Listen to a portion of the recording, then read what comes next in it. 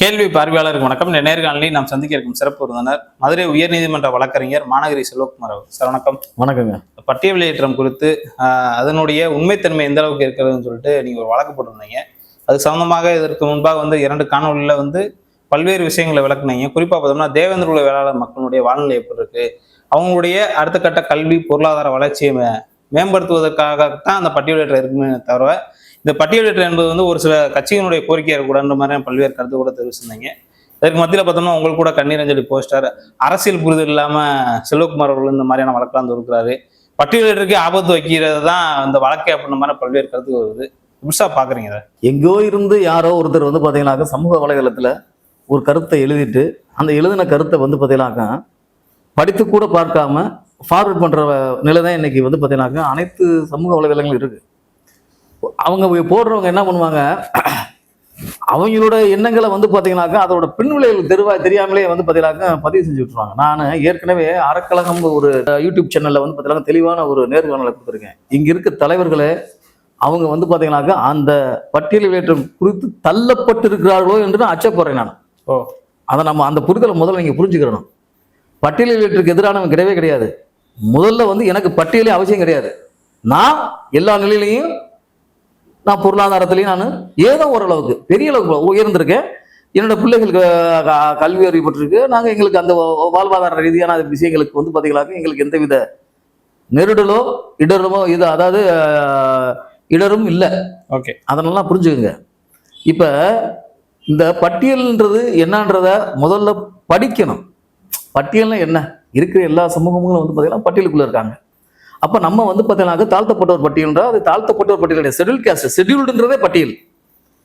இவங்கெல்லாம் வச்சுக்கிட்டாங்க தலித்து தாழ்த்தப்பட்டவர். இவனா சொல்றான், நான் தலித்துன்னு சொல்லக்கூடாதுன்னு 2016 சென்னை மாண்புமிகு உயர்நீதிமன்ற சென்னை அமர்வில் நான் ஒரு வழக்கு தாக்கல் செய்கிறேன். சஞ்சய் கிஷன் கவுல் நீதியரசர் என்ன சொல்றாங்க, நீங்க தேவேந்திர குல வேளாளர் கேட்குறீங்க, உங்களை ஒரு பிரிவு அது பெருமையா நினைக்கிறாங்களே, நாங்க எப்படி இன்க்ளைன் ஆக முடியும்னு சொல்லிட்டு அதை தள்ளுபடி பண்றாங்க. அதே போல தேவேந்திர குல வேளாளர் உரிமைக்காகவும் அவங்களோட கௌரவத்திற்காகவும் நான் பல்வேறு வழக்குகளை போட்டிருக்கேன்.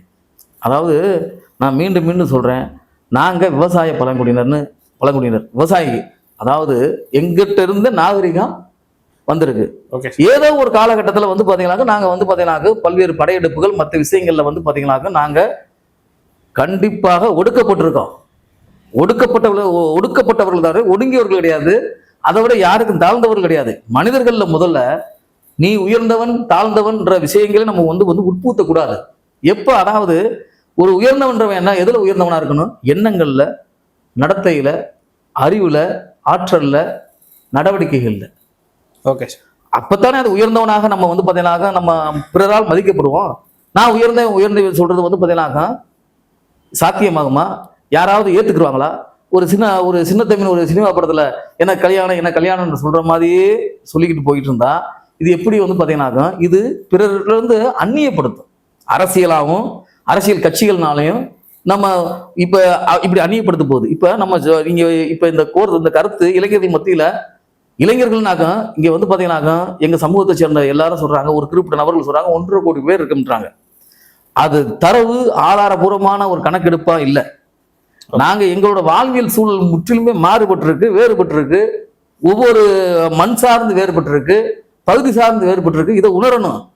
திருநெல்வேலினாக்கா அங்கே சில விஷயங்கள் இருக்கு, மதுரைனா சில விஷயங்கள் இருக்கு, ராம்நாட்னா அங்கேயும் சில பிரிவுகள் இருக்கு. அதெல்லாம் அவங்க இருக்கிறவங்க நேரடியாக வாதம் பண்ணணும், இல்லைன்னு சொல்லணும்.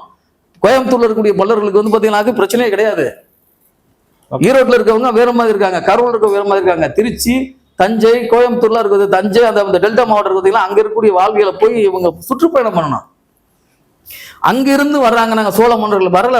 இப்ப ராஜேந்திர சோழனுக்கு எத்தனை பேர், ராஜராஜ சோழனுக்கு எத்தனை பேர் கிளைம் பண்றாங்க, நாங்களும் கிளைம் பண்றோம், அது வன்னியர் சமூகமும் கிளைம் பண்றாங்க. இன்னைக்கு பார்த்தீங்கன்னாக்க பறையர் சமூகமும் கிளைம் நாங்க தான்றாங்க. முக்குலத்தோரும் அது நாங்க மறவர் அப்படின்னு வராங்க. மறவன்ற ஒரு சாதியே கிடையாது, அது ஒரு தமிழ் சொல். இன்னைக்கு எல்லாமே களவாடப்பட்டிருக்கு. அந்த அடிப்படையில எங்க சமூக சூழல் பார்த்தீங்கன்னாக்க நாங்க விவசாயம் எங்களோட அதாவது மருத நிலத்துல தான் நாகரிகம் தோன்றுறது. நாங்க தான் அதாவது நெல் வகைகளை கண்டறிந்து நாங்க விவசாயத்தை பார்த்தீங்கன்னாக்க மக்களுக்கு புகுத்தி நம்ம பார்த்தீங்கன்னாக்க அதை ஏற்படுத்தினா கூட இன்றைய நிலையை நம்ம உணரணும்ல, நம்ம என்ன நிலையில இருக்குன்றது. Okay sir. பட்டியல் வெளியிடுறத நான் திரும்ப திரும்ப சொல்றேன், நான் பட்டியல் வெளியிடுறதுக்கு எதிரானவே கிடையாது, நான் ஆதரிக்கிறேன். இப்பயும் சொல்றேன், நம்ம எங்க போக போறோம், இந்த பட்டியலின் விதி எந்த இடத்துக்கு போக போறோம், நமக்கு உண்டான இடஒதுக்கீடு என்ன, நம்மளோட இந்த இன்றைய சூழல வாழ்வாதார நிலை என்ன, இந்த வாழ்வாதார நிலை என்ன அப்படின்றதெல்லாம் நான் பார்த்தீங்கன்னாங்க இதை எல்லாரும் பேசி எதிராக பேசினவங்களுக்கு பூரா இதே நிலை ஏற்பட்டு அவங்க அதை கைவிட்டுட்டாங்க. இப்ப இந்த வலைதளத்துல பார்த்தீங்கன்னாக்க எங்கேயாவது ஒரு பக்கத்துல இருந்து எழுதிக்கிட்டே இருக்கும்போது நான் கேட்ட நான் பார்த்தீங்கன்னாக்க அரசுக்கு பார்த்தீங்கன்னாக்க இந்த மாதிரி சிலர் சொல்லிக்கிட்டே இருக்காங்க, இது சரியானன்றே தெரியல. எங்க சமூக பொருளாதார நிலை கொடுத்து நீங்க கணக்கெடுப்பு செய்யணும்ன்றது சட்டப்படியான வேலை, அதுதான் நடைமுறையும் கூட. நீங்க மத்திய அரசு நினைச்சா உடனே வெளியேற்ற முடியாது. அவங்க மாநில அரசுல இருந்து பார்த்தீங்கன்னா ஒரு அறிக்கை பெறணும். அதுதான் எனி ப்ரொபோசல் வரலன்னு சொல்லி பார்த்தீங்கன்னா எனக்கு சமூக நீதி மற்றும் பரவலாக்கத்துறையில எனக்கு கடிதம் அனுப்பியிருக்காங்க. அந்த அடிப்படையில தான் நான் மத்திய மாநில அரசுகள் எங்க இணைந்து மாநில அரசோட போய் சொல்லும். அதாவது மத்திய அரசு ஒரு புள்ளியியல் துறை இருக்குங்க, மாநில அரசு ஒரு புள்ளியியல் துறை இருக்கு. மத்திய அரசு மத்திய மாநில புள்ளியியல் துறைகளுக்கு இணைந்து எங்க சமூக பொருளாதார நிலை கொடுத்து நீங்க கணக்கெடுப்பு செய்யுங்க அப்படின்னு சொல்லி ஒரு மனு அனுப்பி அதன் மேலதாங்க நான் ஒரு வழக்கு தொடுத்திருக்கேன். அதுக்கு இது பார்த்தீங்கன்னா இது செய்தியா வருது. நான் எந்த சமூக வலைதளத்தில் இல்லை, இதை ஒருத்தர் எழுதுறான் என்னோட மனைவியை சார்ந்து நான் அதாவது இமானுவேல் சேகரன் மாவீரன் இமானுவேல் சேகரனார் படுகொலையில சம்பந்தப்பட்டவரோட பேத்தின்னு சொல்லி ஒருத்தர் எழுதுறான். காட்டா ஒரே ஒருத்தர் தான் எழுதுனதுக்கு அப்புறம் தான் நான் சில விளக்கங்களுக்கு பார்த்தீங்கன்னா உங்க கொடுக்கவும் அந்த காணொலி எடுக்க போட்டோவை எடுத்து அவன் மேலும் நான் என்னென்ன வேலைகள் செஞ்சேனோ அதுக்கு எதிராக அதை நான் தூண்டுனதாகவும் இது பண்ணிருக்கேன். அதாவது துப்பாக்கி சூட்டை பார்த்தீங்கன்னா நான் தான் உழவு சொல்லணும், நான் அன்றைய தினம் எங்கே இருந்தேன், யாருடன் இருந்தேன் அப்படின்றதெல்லாம் இன்ன வரைக்கும் பார்த்தீங்கன்னாக்கா ஆதாரமா இருக்கு. துப்பாக்கி சூடு நிகழும்போது இருக்கும்போது நான் இருக்கிற இடத்துல இருந்து நான் என்ன வேலை செஞ்சேன்னு என்னுடன் இருந்தவர்கள் சாட்சியமா சொல்லுவாங்கல்ல, நான் அந்த இதுல இருந்து என்னென்ன பணிகள் செஞ்சிருக்கேன்னு. இப்ப அவர்களும் ஒரு இயக்கம் வச்சு நடத்துறாரு. ஆனா அந்த இதுல எனக்கு எண்ணங்கள் பூராம எங்க இருந்துச்சு, துப்பாக்கி சூட்டு நிகழ்வை பொறுத்து இருந்து நான் என்ன பணி செஞ்சிருக்கேன் போது எல்லாருமே விளம்பரத்துக்காகவும் பேருக்காகவும் வழக்கு தாக்கல் செய்யும் போது நான் அப்போதைய ஜெயலலிதா அரசை கலைக்கணும்னு வழக்கு தாக்கல் செஞ்சேன். எல்லாரும் பார்த்தீங்கன்னாக்கா அந்த காவல்துறை அதிகாரிகள் பேர்ல இன்ஸ்பெக்டர் ஆஃப் போலீஸ் போடும்போது அவங்கள தனிப்பட்ட பேர்ல வழக்கு போட்டேன். நான் என்ன ஆகி போச்சு, எல்லாம் ஒன்னா சேர்ந்து ஒரு உத்தரவு போட்டாங்க. இந்த சிபிஐ என்கொயரி என்னாச்சு, இது வரைக்கும் வெளியிடல. இது சம்பந்தமா நான் பார்த்தீங்கன்னாக்கா சிபிஐக்கு தவறு முச்சத்தில் கேட்டு தகவலை கொடுக்க மறுத்து அதன் பேர்லையும் நான் வழக்கு போட்டு இன்றைய வரைக்கும் வழக்கு தாக்கல் இருக்கு. இப்படி பல வழக்குகள் சமூக நான் தாக்கல் பண்றேன்ல. நான் இது என்னோட தனிப்பட்ட வேலையில் சமூகம் இருக்கும்போது யாராவது ஒரு வழக்கறிஞர்கள் சமூக வழக்கறிஞர்கள் கூட நிற்கிறதுலாம் அதெல்லாம் கிடையவே கிடையாது. பல்வேறு பிரச்சனை பண்ணிக்கிருக்கான். அதாவது இது எனக்கு ஏற்பட்ட பாதிப்பு, நான் உள்ளானதில் நான் சில விஷயங்கள் சமூகமாக செஞ்சுக்கிட்டு இருக்கேன். இவங்க பேசுறவே நான் எங்கேயாவது ஒருத்தர் இருந்துக்கிட்டு ஏதாவது ஒன்று பண்ணிட்டு போறேன், அதெல்லாம் கருத்தில் கொள்ளவே கூடாது. இப்போ இந்த கண்ணீர் அஞ்சலி போஸ்ட் அடிச்சது எனக்கு ஆயுசு 100 சொல்றாங்க எல்லாரும், நல்லதாங்க. இப்போ அதுக்கு ஆனா அதுல இருக்கக்கூடிய கண்டென்ட் தவறு, அதுக்காக நம்ம கடந்து போயிட முடியுமா? இனிமே தானே தெரியும் அதோட பாதிப்பு என்ன, அது என்னன்றது பார்த்தீங்கன்னா எல்லாரும் போல இப்ப சில தலைவர்கள்லாம் மிகப்பெரிய வசைச்சொலுக்கு ஆளானாங்க. மூத்த ஐஏஎஸ் அதிகாரிகள் மற்றவங்களும் வசைச்சொலுக்கு ஆளாயுதேன். அவங்களாம் பேசுறாங்க. இப்ப எனக்கு தொடர்பு விடுறாங்க. நாங்க பார்த்தீங்கன்னாக்கா எங்களை அந்த அளவுக்கு பேசுறாங்க, எங்களால எதிர்த்து பேச முடியல. அவங்க என்ன பண்றாங்க, இவங்கிட்ட போய் பதில் சொல்றதா அப்படின்னு போறாங்க. இப்படித்தே எங்க தலைவர்களை பூரா இதுக்குள்ள தள்ளியிருக்காங்க. அப்படித்தான் நினைக்க வேண்டியிருக்கு. கடைசியில பார்த்தா இவங்கெல்லாம் யாருன்னு பார்த்தா ஒரு கட்சி சார்ந்தவங்க, பிஜேபின்ற ஒரு கட்சியை சார்ந்தவங்க, ஆர்எஸ்எஸ் இயக்கத்தை பேரை சொல்லிக்கிட்டு ஒரு சிலர்கள்.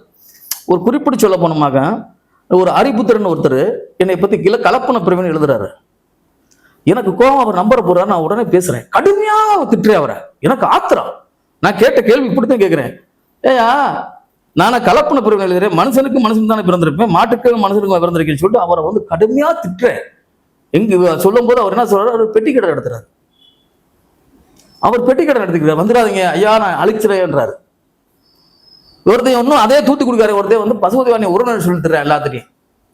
அவன் பாருங்க சமம் 4-5 குரூப் வச்சுக்கிட்டு அதை வசூல் பண்ணி தின்றதே வேலை. குருமூர்த்தியை வச்சு எழுதிக்கிட்டே இருக்கான். அவன் குருமூர்த்தியை பார்த்திருக்கானா பார்க்கலாம் தெரியல. குருமூர்த்தி எங்க இருக்காரு, அந்த அவர் குருமூர்த்தின்றவர் ஆள் எங்க இருக்காரு, அந்த ஆளோட கொள்கை என்ன, அவர் என்ன பண்றாருன்றது இவனுக்கு தெரியுமா? அது இப்ப இந்த சூழல்ல தான் இப்படி ஒரு விஷயங்கள் பண்ணியிருக்கும் போது இது அதை சொல்லல. அதாவது நான் ஒரு சமூக வேலைன்றது வந்து பார்த்தீங்கன்னா நான் இப்போ கூட நான் 2 இதில் வந்து எழுதி போட்டிருக்காங்க, நான் எழுதி போடல. என்னை சேர்ந்தவங்க வந்து நீங்கள் இதெல்லாம் விடக்கூடாதுன்னு சொல்லிட்டு நான் பண்ண வேலைகள் பூரா நான் நேற்று வரைக்கும் நடந்த நிகழ்வு வரைக்கும், நேற்று வரைக்கும் சொன்னாங்களோ தெரியல, நேற்று வரைக்கும் நான் சமூக வேலை பண்ணியிருக்கேன். காலையில் வரைக்கும் சமூக வேலை பார்த்துட்டு வரேன். சமூகத்துக்காக வேலை பார்த்துட்டு இருக்கேன். நான் என்னால் முடிஞ்சது, எனக்கு தெரிஞ்சது. நான் போய் ஊர் கூடியோ நீ வா 10 பேருக்கு சேர்ந்து பண்ணுவான், நான் அதை பண்ணல. எனக்கு எது சரிதோ சரியான போது செய்யறான், சரியானவங்க ஏத்துக்கிற போறாங்க, தவறானவங்க கடந்து போக போறாங்க. ஏன் வேலை பிடிக்காத பட்சத்தில் அவங்க வேற வேலை பார்க்கலாம். நான் அவங்கள தடுக்கவோ அவங்க கருத்தை வந்து மறுக்கவோ கூடாது. ஓகே, நான் கருத்துரிமை எனக்கு இருக்க பட்சத்துல நீங்க இருக்கீங்கனாக்க நீங்க கேட்கறது தவறுங்க, இது சரியா வராதுங்க அப்படின்னு சொல்லுமே தவிர, நீ யாரா சொல்றதுன்னு சொல்லிட்டோமா வேலை முடிஞ்சு போச்சு. இவன் யாரு சொல்றான்றதுக்காகவே. அப்போ ஒரு கட்சி சார்ந்து அவங்க கொள்கைய அவங்க ஏதுமே அறியாம, களம்ல தெரியாம, மக்களை பற்றி தெரியாம அவன் உள்ள புகுத்துறான்னு அர்த்தம். இதை புரியாத சில தற்கொலைகள் எழுதும் போது அதை கடந்து போகுமே தவிர அது போய் நம்ம கருத்து சொல்ற அவசியமே இல்லை சார். இப்ப நீங்க 2 காணொலி போட்டிருக்கீங்க, மக்கள் மத்தியில் அதை எப்படி எதிரொலிச்சிருக்கும் சார்? மக்கள் அதன் திரும்ப திரும்ப சொல்றல, மக்கள் வந்து பட்டியல்னா என்னன்னு தெரியாத நிலையில இருக்காங்க. ரொம்ப அடிப்படையில் இருக்காங்க. நான் திரும்ப அதாவது நான் உயர்ந்தவன் பிறர் சொல்லணும்னு நான் விரும்புறேங்க. நான் வேற ஒண்ணுமே கிடையாதுங்க. எனக்கு என்னென்ன ஆசைனாக்கா, அந்த 76 சாதி பட்டியல் இருக்குல்ல, 75 சாதி வந்து பதிலாக நீங்க உயர்ந்தவங்களை வெளியேற்றிட்டாங்க சரியா போகும். அப்போ அந்த அளவுக்கு நான் அங்க வந்து பயன்பெறல, நான் போராடல, நான் அதுக்கு தகுந்த மாதிரி போட்டிகளுக்கு போகல, நான் கல்வி பொருளாதார சார்ந்த சலுகைகளை அனுபவிக்கல. அதாவது இடஒதுக்கீடு வந்து பாத்தீங்கன்னா சலுகை கிடையாது, உரிமைன்றது மறுக்கல. நான் இந்த வழக்கு ஒரு அதாவது பட்டியல்களிட தடுக்கணுன்ற நோக்கம் நான் துளி கூட போடல. அதாவது இந்த சமூகம் வந்து பாத்தீங்கன்னாக்க என்ன நிலையில இருக்குன்னு எனக்கு தெரியல. ஏன்னா நான் பார்க்கும்போது என்னோட கள நிலவரம், என் பகுதி, இப்போ ஒவ்வொரு அதாவதுங்க நான் இப்போ நான் இந்த என்னோட நான் இருக்கிறது மதுரை மாநகர். எனக்கு எந்தவித அட்ராசிட்டியும் கிடையாது. அதை தாண்டி உள்ள போகும்போது திருமங்கலத்தில் இந்த கிராமங்கள் இப்படி போகும்போது அவங்களோட வாழ்வியல் சூழல், அதுக்கப்புறம் தாண்டி போகும்போது அங்கிட்டு பக்கத்தில் விருதுநகர் மாவட்டம், இந்த மாதிரி ராமநாதபுரம் மாவட்டம், இப்படி சொல்ல முடியுமா? அதாவது நேற்றைய முன்தினம் வந்து பார்த்தீங்கன்னாக்கா 31/1/2026 அன்று ஒரு நிகழ்வு வந்ததாக அதே வாட்ஸ்அப்ல தான் எனக்கு ஒருத்தவங்க அனுப்புறாங்க. நான் எப்படி அதுக்கு இந்த சமூக வேலை பார்க்க முடியும்னு சொல்லுங்க பார்ப்போம். ஒருத்தர் வந்து பார்த்தீங்கன்னா என் சமூகத்தை சேர்ந்தவர் வந்து பார்த்தீங்கன்னா ஒரு இடத்துல போய் இருசக்கர வாகனம் நிறுத்துறதுக்காக அவரை அடிச்சு தாக்கி வழக்கு கூட போடாம விரட்டி விட்டதாக சொல்லி எனக்கு அதே சமூக வலைதளத்துல ஒரு தம்பி வந்து எனக்கு அனுப்புறாரு.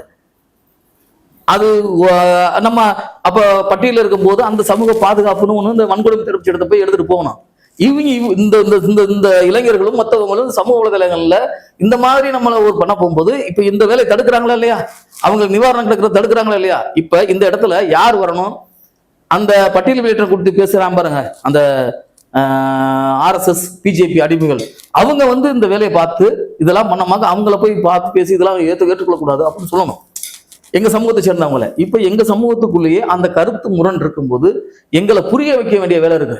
அதாவது இப்ப நான் ஒண்ணு சொல்றேன், நான் வேலை அதாவது தனிப்பட்ட விஷயம் கிடையாது, இது பொது சமூக வேலை. நான் வேணுன்றேன் அப்படின்ற போது 2 பேரும் விவாதம் பண்ணணும்.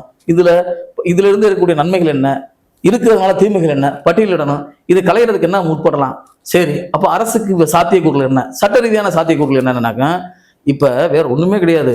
இந்த BJP அடிமைகள் ஒரு 3% இடஒதுக்கீடு இந்த EWSல வாங்கி கொடுத்தா நல்லா இருக்கு. இந்த EWS எக்கனாமிக்கல் வீக்கர் செக்ஷன் கொண்டு வந்திருக்கான் பாருங்க. நான் சட்ட பிரிவுலாம் சொல்றேன், எந்த அடிப்படையில் அந்த 10% கொடுத்துருக்காங்களோ அதுல ஒரு 3 ஒதுக்கீடு வாங்கி சொல்லுங்க, அறிவிக்க சொல்லுங்க, எல்லாரும் போயிடுவான். அதுல நம்ம அதுல உள்ஒதுக்கீடு கொடுக்க சாதியே வேணாம், அந்த பட்டியலே வேணாம், நினைச்ச மாதிரி உயர் சாதியா அதைத்தான் நான் கேட்கிறேன். அதை பேச சொல்லுங்கன்ற நான் உங்க காணொலி வழியாக நான் சொல்றதுன்னாக்கா, நம்ம பட்டியலே வேணாம், அதுல வந்து எந்த அளவுக்கு 10% இடஒதுக்கீட பொருளாதார நலிவடைந்த பொருளாதார பிரிவினர் பொருளாதாரத்தில் நலிவடைந்த பிரிவினர் சொல்லி உயர் சாதனையருக்கு கொடுத்திருக்க 10%த்துல 3% சொல்லுங்க. 3% யார் பட்டியல் எடுத்து பேசுறான்னு பார்த்து நான் முன்னாடி நிக்கிறேன். நான் பல தலைவர்கள் பேச மறுக்கிறாங்க. அதைத்தாங்க நான் சொல்ல வரேன். இது வந்து பாத்தீங்கன்னா இது சாத்தியம் இல்ல. இது வந்து பாத்தீங்கன்னா அரசியலமைப்பு சட்டத்துல வந்து பாத்தீங்கன்னா 15/6/16 என்ன பண்ணிருக்காங்கன்றத வழக்கறிஞர் பேசுங்க, இந்த தரவுகளை எடுங்க, நாங்க பூரா இருக்காங்கன்னு கேக்குறாங்க. இதை நீங்க கொண்டு போய் வந்து பாத்தீங்கன்னாக்க கொடுங்க. எங்களுக்கு பட்டியலே வேணாம்டா, நீ BC பட்டியல் வேணா MPC பட்டியல் வேணா, எங்களை பொருள் அந்த 10% 3% கொடுக்க சொல்லுங்க. நான் திரும்பவும் சரி 1% கொடுக்க சொல்லுங்க இந்தியா முழுவதும் இந்த சமுதாயத்துக்கு பேசக்கூடிய ஆட்கள் அதை பேச சொல்லுங்க, அதை அழுத்தமாக சொல்லுங்க. அதுக்கு ஒரு தரவு வேணுங்க. எந்த ஒரு முடிவுகள் எடுக்கிட்டா கூட ஒரு கமிஷன் ஃபார்ம் பண்ணணுங்க. இப்ப எப்படி வந்து பாத்தீங்கன்னா தேர்தல் வேளாளர் என்று 7 உட்பிரிவு அறிவிச்சாங்களோ அதுக்கு ஒரு கமிஷன் போட்டு என்னதே நீங்க அழுத்தம் கொடுத்து நான் பண்ணேன் நீ பண்ணினா கூட அதுக்குன்னு ஒரு நடைமுறை இருக்கு. அந்த நடைமுறைக்கு அவசியமான விஷயங்களை எவனுமே செய்யாம ஒரு விஷயத்தை செய்யும் போது அது இந்த மக்களை பாதிக்க செய்துன்ற ஒரே காரணத்துக்காக நான் வழக்கு போட்டேன். இதனால என்ன பேசணும் எனக்கு கவலை கிடையாது. ஆனா பேசியவர்களா இது அதாவது சட்டத்துக்கு புறமான பேசியவர்கள் கூட சட்டத்துக்கு முன் நிறுத்தப்படுவார்ன்றது மாற்றுக்கிறதே கிடையாது. அதற்குண்டான வேலைகளை இந்த நிமிடம் வரைக்கும் நான் பார்த்துக்கிட்டே இருக்கேன். சார் இதுல முக்கியமா பார்த்தோம்னா நீங்க அந்த பட்டியல் வெளியேற்றம் கொடுத்து வழக்கு போட்டதுக்கு அப்புறம் பார்த்தோம்னா பல ஆர்ப்பாட்டங்கள் வந்து மீண்டும் வெடிக்க தொடங்கி இருக்கிறது. ரொம்ப சந்தோஷம். அங்க அதாவது மக்கள் அந்த ஆர்ப்பாட்டத்துல கலந்து கொண்ட எண்ணிக்கையை பார்க்கணும், ஆர்ப்பாட்டங்கள் நடத்துற யாருன்னு பார்க்கணும். இதை நீங்க உன்னிப்பா கவனிக்கணும். ஒரு ஊர்ல இப்ப பாருங்களேன், எங்க தலைவர்களுக்கு வந்து பாத்தீங்கன்னா கூட்டங்கள் கூடுறதுல பாத்தீங்களா பட்டியல் வெளியேற்றம் சொல்லி பேசுறாங்க. அவங்க பேசினா கூட ஏன்னு கேட்டா மக்கள் வந்து பாத்தீங்கன்னா இன்னைக்கு கார்பரேட் அரசியலா போச்சுங்க. காசு கொடுத்தா ஓட்டு போடுற சூழ்நிலை வந்துருச்சு. நீங்க போய் பேச சொல்லுங்க.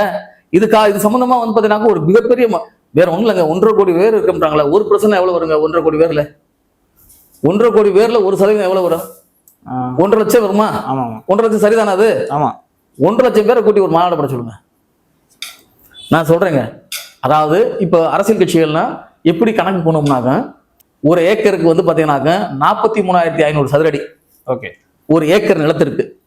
அந்த ஒரு ஏக்கர் நிலத்துல வந்து பாத்தீங்கன்னாக்க அந்த மேடை வந்து பாத்தீங்கன்னாக்க 10,000 சதுரடி கழிச்சு 13,000 கழிச்சா கூட 30,000 சதுரடி இருக்கு. இந்த 30,000 சதுரடி இருக்கைகள் போறதுனாக்க ஒரு சேரோட இருக்கை போற அளவுக்கு 2க்கு 2 4 சதுரடி. இந்த 30,000 4ஆல் வகுத்தா எத்தனை வரும்? 7,500. இதுதான் கணக்கு. இப்ப ஒரு மாநாடோ மற்ற ஏதோ ஒரு கூட்டமோ பொதுக்கூட்டமோ போட்டா எத்தனை ஏக்கர்ல போட்டிருக்காங்க தெரிஞ்சு எத்தனை சேர்ன்றது கணக்கு பிடிக்கலாம். 10,000 பேர் கூட ஒரு ஏக்கருக்கு 10 ஏக்கர்ல போட்டாங்க 75,000 பேர் போட முடியும். 10 ஏக்கருக்கு 75,000 பேர் கூடுதுன்னா 10 ஏக்கர் நிலம் வேணாம். நான் சொல்றது இது வந்து அரசியல் ரீதியானது. இது எல்லாமே கணக்கு. அப்ப கூட்டங்கள் வந்து அப்ப சேர் என்ன என்னைக்கு பாதி சேர் காணாம போய் கிடக்கும். இப்படி 1.5 லட்சம் பேர் கூட்ட சொல்லுங்க. இந்த பிஜேபி அரசை சேர்ந்தவங்க கூட்டி இது வந்து ஒரு பெரிய முழக்கமா சொல்லுங்க. அது ஒரு விஷயம் தானே. அப்ப 1% மக்கள் கூட ஆதரிக்கலன்னு சொல்ல வரீங்க. நான் அதாவதுங்க இது திரும்பவும் சொல்றேன். நான் ஒரு சமூக வலைதள தளத்துல ஒரு வந்து பாத்தீங்கன்னா ஒரு குறிப்பு ஒரு ஏதோ அந்த ஒரு குழு ஆரம்பிக்கிற பாருங்க. அதுல எத்தனை பேருங்க எனக்கு இருக்கேன்? ஒரு 500 பேர் இருப்பாங்க. ஒரு 1000 பேர் 1000 குழுக்கள் இருந்தாங்க அந்த சாதி ரீதியாக எத்தனை பேருங்க இருக்கின்ற போது அதுல எழுதுறது பூராமே இந்த சமூகத்தோட எண்ணங்கள் ஆகிருமா? இந்த சமூகத்தோட செயல்பாடுகள் ஆகிருமா? இதுதான் அரசியல் ஆகுமா? இது எவ்வளவு பெரிய மூடத்தனம்ன்றதை இவங்க உணரணும்ல. தனிமை அதை விட்டுட்டு போயிட்டு இவன் யாரு? நான் ஒரு தற்குறிப்ப நான் திரும்பவும் சொல்றேன். நான் வந்து பாத்தீங்கன்னாக்க மாநகரில நான் பராரியா இருந்தவன். நான் படிச்சேன், கல்வி பெற்றேன். இன்னைக்கு அதுக்கப்புறம் வந்து பாத்தீங்கன்னாக்க இதே மாநகராட்சி மாநில பள்ளியில படிச்சேன். 3 வருடங்கள்ல நான் தோல்வி அடைஞ்சேன். கல்வியோட அருமையை பார்த்தேன். பல ஊர்களுக்கு நான் சுற்றுப்பயணம் செஞ்சேன். பல ஊர்களை பார்த்தேன். மக்களோட பார்வையை பார்த்து நான் வந்திருக்கேன் போது நான் முன்னேறி வந்துட்டேனாக்க என் சமூகம் முன்னேறினாக்க அதுக்கு உண்டான விதையோ அதுக்கு உண்டான வழியோ அதுக்கு உண்டான நடைமுறையில எதுவுமே போகாம எல்லாரும் கசப்பு மருந்து குடிக்கணுமாக்க குடிக்கிறேன் குடி. நான் இது குடிக்கிறேன். நான் சொல்றது உங்களுக்கு புரியுதா? குடிக்கிறேன் குடி. இந்த இதுல இருந்து வெளியே நாங்க பட்டியலில் வெளியேறி நாங்க முன்னேறிட்டோம்ன்றது நிறுவி உங்களுக்கு உண்டான சலுகைகளுக்கு ஒரு நான் திரும்ப சொல்றேன். ஒரு எதுவா இருந்தாலும் ஒரு அரசியலா இருங்க. ஒரு அரசியலா பண்ணுங்க. ஒரு ஆட்சியாளர் இருக்காங்க. ஒரு பிஜேபிக்கு நீங்க போங்க. அவங்களுக்கு உங்களோட செல்வாக்க நிறுவீங்க. அப்பதானே இது நடக்கும். நீங்க அங்கேயும் அவங்களுக்கும் சரியா இல்ல. நீங்க அவங்களுக்கு விசுவாசம் இல்லையா? இப்ப அவன் வந்து பாத்தீங்கன்னாக்க உங்களுக்கு செய்ய வேண்டிய அவசியம் என்ன இருக்கு இந்த சமூகத்துக்கு? அப்ப இந்த சமூகத்துக்கு அவசியம் என்னன்னாக்க ஒரு அரசியல் கட்சி ஓட்டுக்காகத்தானே செய்வேன். அந்த ஓட்டை வாங்கி குடிக்க திறமை இல்லாம தானே அங்க இருக்க. அதை விட்டு நீ வந்து பாத்தீங்கன்னா ஒரு போலியான ஒரு கருத்தை ஒரு சம்பந்தமில்லாத ஒரு கருத்தை திரிக்கிற மாதிரி தானே இப்ப இதன் மூலம் தெரிய வந்திருக்கு. இப்ப நான் நல்லா திரும்ப கேளுங்க. நான் பட்டியல் வெளியேற்றத்துக்கு தடை கேட்டோ பட்டியல் வெளியேற்றம் கூடாதுன்னு வழக்கு போடல. பட்டியல் வெளியேற்றத்துக்கு தடை கேட்டோ பட்டியல் வெளியேற்றம் கூடாதுன்னு வழக்கு போடல. எங்களோட சமூக பொருளாதாரம் மக்களோட சமூக பொருளாதாரத்தை கணக்கெடுப்பு செஞ்சு அவங்களோட பெரும்பான்மை கருத்தை கேட்டு ஒரு முடிவு எடுக்கணும். அதனால இப்ப முதல் கணக்கெடுப்பு செய்யணும்னு கேட்டிருக்கேன். இந்த மக்களை சந்திக்கணும்னு சொன்ன உடனே ஒருத்தர் வர்றானாக்க ஒரு சில்லடி போய் வர்றானாக்கா அவன் தான் வந்து பாத்தீங்கன்னா இந்த சமூகத்துக்கு எதிரானவன். சார் அதுல முக்கியமா பார்த்தோம்னா இன்றைய தினம் அர்ஜுன் சம்பத் அவர்கள் என்ன பண்றாருன்னா, அந்த மக்களுக்கு இடஒதுக்கீடே தேவை கிடையாது, நாட்டிலேயே எல்லா மக்களும் வந்து எஸ்சி பட்டியல் இடஒதுக்கீட்டுல சேருங்க, ஆனா இடஒதுக்கீடே வேணாம்னு சொல்லக்கூடிய சமூகம்னா தேவேந்திர வேளாளர் தான், அதனால அவங்க வந்து பட்டியலை விட்டு வெளியேற்றணும்னு ஒரு கருத்து வைக்கிறாரு. யார் அந்த அர்ஜுன் சம்பத் யாரு எனக்கு தெரியல. யாரு? அவர் இந்து மக்கள் கட்சின்னு வச்சிருக்காரு. இந்து மக்கள் கட்சியா? இந்துன்னு ஒரு கட்சி இருக்கா? இந்துன்னு ஒரு சாதி இருக்கா? வரட்டு வாங்க. அந்த அர்ஜுன் சம்பத்ன்ற ஒரு ஆளுக்கு சொல்றேன், அவர் ஒரு பார்ப்பன அடிமை. இந்து மக்களுக்கான போராட்டங்கள் சொல்லிட்டு என்னோட வர சொல்லுங்க, நான் பட்டியலிடுறேன். அநேக வேலைகள் இருக்கு அவருக்கு. சொல்றது புரியுதுங்களா? இந்த பாடல் பெற்ற தலங்கள், தேவார பாடல் பெற்ற தலங்கள் இங்க தமிழ்நாட்டில் வந்து ஒரு 273 என்னமோ இருக்குன்னு நினைக்கிறேன். Okay sir. நான் அதுல வந்து பாத்தீங்கன்னாக்க தமிழகத்தில் இருக்கக்கூடிய அத்தனை தலங்களுக்கும் பயணப்பட்டிருக்கேன். 12 ஜோதிலிங்கங்கள் இருக்கு இந்தியா முழுவதும். அதுல வந்து மாறுதலா வந்து பார்த்தீங்கன்னா ஜார்க்கண்ட்ல இருக்குன்றாங்க, ஒன்று பாபா பைத்தியநாத்னு சொல்லிட்டு எங்கே மகாராஷ்டிரா இருக்கிறாங்க, அங்கேயும் போயிருக்கேன். மாறுதலா இருக்கிறதுக்கும் போயிட்டு வந்துட்டேன். கேதாரத்துக்கு 2 முறை பயணம் பண்ணிட்டு வந்திருக்கேன். கேதாரத்திற்கு, ஹரித்வாருக்கு 4 முறை போயிட்டு வந்திருக்கேன். நான் ஒரு சிவபக்தன். எல்லா சிவாலயங்களுக்கு நான் பயணம் பெற்று வந்திருக்கேன்ல. இப்போ நான் அந்த அடிப்படையில் நான் காவேரி வடகரை தென்கரை பாடல் பெற்ற தலங்கள் இருக்கு. இங்கே பாண்டியன் மண்டலத்தில் 14 தலங்கள் இருக்கு. தொண்டை மண்டலத்தில் 7 தலங்கள் இருக்கு. திருமுருகன் பூண்டி, நம்ம கரூர் பசுபதீஸ்வரர், அது இந்த இதெல்லாம் இருக்கு. இதெல்லாம் இந்த கோயில்களில் மீதியை நாங்கள் இருக்கோம்ல, அங்கே பூரா எங்களுக்கு பிரதிநிதித்துவம் இல்லை. குறிப்பாக இந்த மீனாட்சி அம்மன் கோயிலில், இந்த மீனாட்சி அம்மன் கோயிலுக்கு நாங்கள் வந்து பார்த்தீங்கன்னா அந்த கோவில் எழுப்புவதற்கும் தெப்பக்குலை வெட்டுவதற்கும் நாங்கள் பெரும்பாடுபட்டிருக்கோம். அதனாலதான் அந்த தைப்பூசத்துல நேற்று கூட சில எங்களுக்கு முன்னுரிமை. அந்த அடிப்படையில் எங்களுக்கு 20 வருஷமா வந்து பாத்தீங்கன்னாக்க மருதியாவுக்கு அப்புறம் வந்து பாத்தீங்கன்னாக்க ராஜாராமுக்கு அப்புறம் இது வரைக்கும் தேவேந்திர வேளாளர் அரங்காவலராக நியமிக்கப்படவே இல்லை. அதற்கு நான் தான் வழக்கு தாக்கல் செஞ்சேன். அப்படி தாக்கல் செஞ்சும் கோர்ட் உத்தரவு போட்டும் வழக்கு தாக்கல் செய்யாம திமுகவை சேர்ந்த ஒருத்தங்களை பழைய ஆட்களையே கொண்டு வந்துட்டாங்க. அதுக்கு அதாவது இந்து மக்கள் கட்சின்னு சொல்லக்கூடிய அந்த அர்ஜுன் சம்பத் வந்து போராடினாராக வாஸ்தவம். அதே போல எண்ணற்ற பிரச்சனைகள் இருக்கு. குறிப்பா இருக்கன்குடி பிரச்சனை. அந்த கோயில் வந்து பாத்தீங்கன்னாக்க அந்த தெய்வமே எங்களோட தெய்வம். அங்க இருக்கக்கூடிய 4 பிள்ளைமார் சமூகத்தை சேர்ந்த ஒரு அதாவது குறைந்த எண்ணிக்கை உள்ளவங்க வந்து அந்த கோயிலை எடுத்துக்கிட்டு அவங்க பரம்பரை கோயிலா மாத்திட்டாங்க. வாங்க இந்து தானே, அர்ஜுன் சம்பத் வா கூப்பிடு, எங்களுக்கு அங்க வந்து பாத்தீங்கன்னா வாங்க 2 அந்த கோயில் அரசு எடுத்து இவங்களுக்கு முக்கியத்துவம் கொடுக்க சொல்லுங்க. இல்லைனாக்க எத்தனையோ ஆதீனங்கள் இருக்கு. எங்களோட நிலை என்ன? போக முடியுதா? நீ அதை செய்ய. இந்த அர்ஜுன் சம்பத் உரிமைக்காகவும் கௌரவத்துக்காகவும் அந்த அர்ஜுன் சம்பத் போன்ற ஆட்கள் போராடுறதா ஏதாவது சரித்திரம் இருக்கா? சரித்திரம் இருக்கா? அவன் பிழைப்பு வாரத்துக்காக ஏதோ ஒன்று பேசிக்கிட்டு ஏதோ ஒரு விஷயங்களை சொல்லிக்கிட்டு இந்த விஷயத்த சொல்லி ஊதி பெருசு அப்படி போயிட்டு கருத்துல எடுத்துக்கிற கூடாது. நம்ம எங்க சமூகத்தை பத்தி அவருக்கு என்ன தெரியும்? இதை விட என்னன்னாக்க இதுல இன்னும் போனோமாக்க அவர் பேர்ல வன்கொடுமையோட வழக்கு வாயிருக்கிறோம். யாரு? ஆமா, இந்த மாதிரி விஷயங்களை பேசினாராக்க அவர் பேசுறதுக்கு அருகதே கிடையாது. ஏன்னா இது அதாவது பட்டியலில் இருக்க சமூகம்ல பொருளாதார மற்ற விஷயங்களுக்கு எதிராகவோ அவங்களை தூண்டுறாவோ அது வேற விஷயம். அதே அவர் இதன் மூலமா அவருக்கு நான் தெரியப்படுத்துகிறேன். நானு இதுதான் நடக்க போகுது. இப்ப இந்த போட்டிருக்காங்கல்ல, அடுத்தடுத்து போகும்போது சட்ட ரீதியான விஷயங்களை போய் நான் போய் அறுவடை வெட்ட முடியாது. நான் வழக்கறிஞர். ஒருத்தவங்க போய் நேருக்கு இருக்க முடியாது. அவன் வந்து என்ன வேணாலும் பண்ணலாம். எனக்கு சட்டம் தான் பாதுகாப்பு. ஓகே சார், சட்டம் தான் எனக்கு பாதுகாப்பு. வர்றவன் அதாவது நான் என்ன கேட்கறது இந்த இளைஞர்களுக்கு, நீங்க வந்து தாராளமா நீங்க வந்து பாத்தீங்கன்னா நான் பட்டியலுக்கு எதிரான கிடையாது. எனக்கு நானும் இந்த சமூகத்துல பிறந்தவன், சமூகத்தை சார்ந்தவன், இந்த சமூகத்துக்காக நிறைய பணிகளை செய்தவன், என்னோட மக்கள் நிலையை நான் களத்தில் எழுந்து பார்த்தவன். அந்த அடிப்படையில் சில விஷயங்கள் எனக்கு நான் செய்யறேனாக்க அதை ஏற்றுக்கொண்டால் ஏற்றுக்கொள்ளுங்கள், இல்லாவிடில் அதை கடந்து செல்லுங்கள். இதற்கு எதிரான எனக்கு எதிராக வழக்கு தொடுங்கள். அதுபோக நீங்க வழக்காடுங்க. பட்டியல் வேணான்னு சொல்லி அதுக்கு ஒரு தரவுகளை வச்சு நீங்க ஒரு வழக்கு பட்டியல் வெளியிட்டு கூட வழக்கு தாக்கல் செய்யுங்க. யாரையும் வந்து பாத்தீங்கன்னா தடுத்து நிறுத்தக்கூடிய உரிமையோ ஒருத்தரை மிரட்டுற விஷயமோ இங்க சட்டம் அனுமதிக்கவில்லை. ஓகே சார், பல்வேறு கருத்துக்களை பயந்து மிக்க நன்றி. நன்றிங்க.